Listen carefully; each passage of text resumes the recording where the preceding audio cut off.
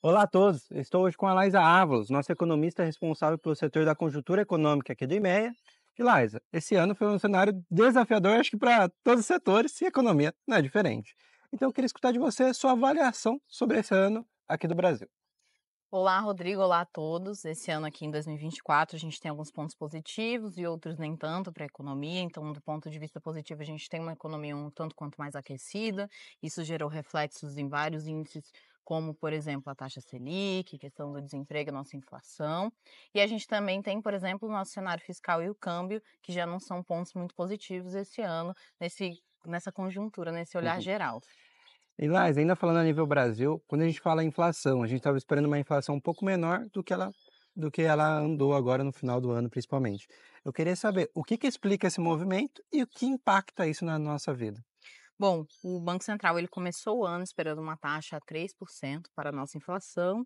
A gente está fechando no acumulado até novembro 4,87, então nós passamos um pouco longe dessa meta e também ultrapassamos a meta superior, que era de 4,5%, então nós já estamos mais distantes. Isso quer dizer justamente isso. É um ponto, indica que a nossa economia está aquecida, então isso vai ter reflexo, por exemplo, nos empregos, que a gente vai ver uma tendência de pontos positivos aí, de uma alta na ocupação justamente recorde esse ano e na desocupação também. Perfeito. E Laisa, falando um pouco da Selic, que é extremamente importante para a gente avaliar o desempenho do país, ela estava com um movimento de queda e agora, recentemente, a gente está vendo um movimento de alta, já batemos 12,25% ao ano. O que que ocasionou essa troca de movimento para agora? No caso, no início do ano, se esperava um PIB ali de crescimento em todo 2024 de 2,2%. A gente já está com uma expectativa de fechar em 3,25%, então isso teve esse crescimento. E a nossa taxa Selic é justamente a ferramenta que se tem para controlar a nossa inflação. Então, a taxa Selic ela é definida a nível, né, a taxa de juros básica de um país, justamente que ela vai controlar os outros índices ali de juros para as tomadas de crédito e financiamento. Então ela está maior nesse momento e o reflexo dela é justamente para que tenha essa menor tomada de crédito e a gente veja um aquecimento na economia em ritmo menor. Perfeito. E Laisa, falando de câmbio, a gente bateu um recorde, não tão positivo contra outros recordes que a gente bateu no agronegócio, mas a gente bateu um recorde no câmbio ali, acima de R$ 6. Queria entender o que ocasionou isso, você já explicou um pouco, mas eu acho que é importante reforçar, e o que que a gente pode esperar dessa movimentação do dólar agora. No caso do dólar, a gente viu uma movimentação muito pautada pelo nosso cenário fiscal, é uma coisa que preocupou bastante o mercado durante todo o ano, isso pautou essas movimentações, e aí em novembro, com o anúncio do pacote fiscal que nós tivemos, o mercado se assustou bastante, teve algumas cautelas, justamente porque esse pacote ele precisa ser autorizado e ser afirmado ali pelo Congresso, então tudo isso gera essas dúvidas, que causou essa alta expressiva que a gente viu ali acima dos R$ 6. Entendido. Ainda falando, acho que a nível Brasil, mas agora olhando já para o agronegócio, saiu os indicadores de PIB e o agronegócio no Brasil bateu praticamente 22% aqui arredondando o PIB. Então é um setor muito importante. E o que você acredita que esse setor consegue sustentar, ajudar a sustentar esse desenvolvimento no PIB aqui no Brasil? No caso, esse percentual de quase 22% ele é expressivo, ele é importante, apesar de ser um pouco menor do que no ano passado.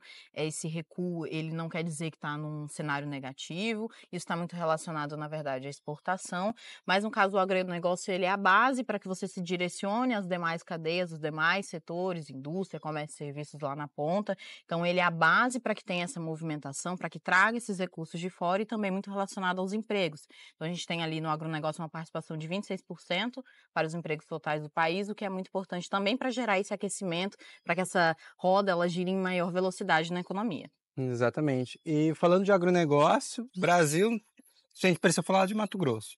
Alguns indicadores que a gente teve no Mato Grosso importantes, por exemplo, foi de empregos, como você acabou mencionando. A gente teve um ótimo desempenho em empregos aqui no Mato Grosso. O PIB, a gente teve um crescimento, mas não tão expressivo quanto a gente esperava. Eu queria saber o que que a gente teria desafio para acelerar esse setor aqui no Mato Grosso. No caso, a gente teve uma aceleração em menor ritmo ali, no caso, para o agronegócio aqui no Mato Grosso, mas isso está relacionado à nossa exportação, justamente porque essa exportação ela traz esses recursos de fora, é uma base muito grande, então nossa economia ela tem uma matriz muito pautada no agronegócio, e essa variação ela vai ter um impacto muito significativo no PIB, por exemplo, mas também nos empregos que a gente viu crescendo. Nesse caso da exportação em específico que a gente vai ter aqui, é justamente relacionado à soja, mas a gente também teve alguns crescimentos expressivos no algodão e nas carnes, por exemplo. Então, nesse sentido, a gente vê que o agronegócio ele é muito importante para a economia mato-grossense e nesse momento a gente pode ter essa relação muito clara com a balança comercial. Exato. E você falou que no volume, né, a gente total, pensando em exportação, a gente viu uma queda e eu queria entender o que ocasionou essa queda. Foi um desafio bem pontual, alguma questão bem pontual, ou algo mais de mercado, mais macro? Como que foi? Nesse caso, para a nossa balança comercial, a gente tem pontos mais específicos mesmos, principalmente relacionado à soja e ao milho. Então, essas duas commodities ali tiveram alguns desafios no volume exportado, mas ainda assim a gente tem uma balança comercial muito solidificada, um superávit na nossa balança expressivo. Então, foi uma relação muito pontual para esses dois, em específico também com oferta, demanda e preços globais. Exato. E já migrando agora para as perspectivas, o que a gente pode esperar para 2025? Acho que é interessante a gente pontuar câmbio, taxa Selic, o que que a gente pode esperar e como isso impacta no agronegócio. Bom, para 2025 já é esperado que o Banco Central ele vai aumentar a nossa taxa de juros, então isso vai ter um impacto lá na frente para essa tomada de créditos também para o agronegócio, isso pode se tornar um pouco mais desafiador, então os preços e os custos de financiamento podem estar mais altos, e no caso do câmbio isso vai depender muito também de como que vai estar o nosso cenário fiscal, além de fatores como, por exemplo, a política internacional, como os Estados Unidos vão se pautar no próximo ano, se ele vai continuar protecionista, e a China também. Perfeito. Agradeço demais a conversa, Laisa.